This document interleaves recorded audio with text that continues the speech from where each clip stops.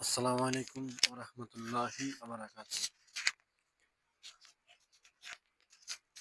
কেমন আছেন প্রিয় ভাই ও বোনেরা? ইনশাআল্লাহ অনেক দিন, আজকে কয়েক বছর ফিলিস্তিনের উপরে অত্যাচার চলতেছে। আপনারা দেখতেছেন, শুনতেছেন। আমরা তো এতটা দেশ আর এমন নিরানব্বই ভালোবাসা আর আল্লাহ পাকের দ্বারে আমরা সবাইকে ভালোবাসি। এমন 100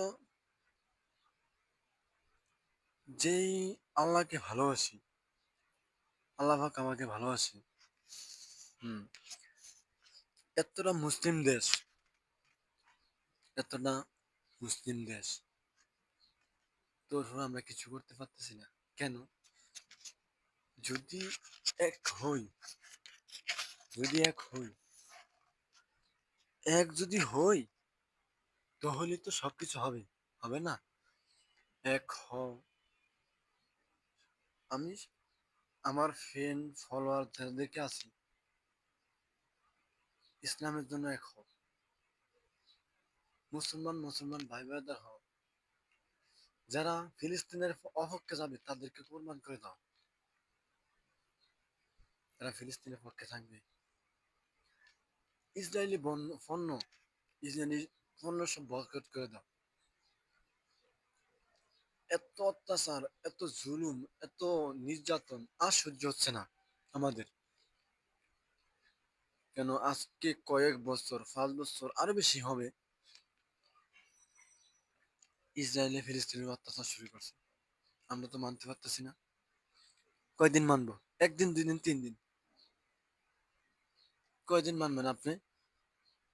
আপনি বেশি দিন মানবেন না। আপনাকে আর পিছনের দিকে তাকার দরকার নেই। আপনি সামনে এগিয়ে যান, সামনে এগিয়ে যান। সামনে কি আছে না আছে দেখার বিষয় নয়। সামনে পিছনে কি দেখার আছে না আছে কিছু দেখার বিষয় নয়। সামনে এগিয়ে যান। সব মুসলমান এক হন। এমন একটা সৌদি আরব দেশ, ইচ্ছা করলে সব করতে পারে তারা।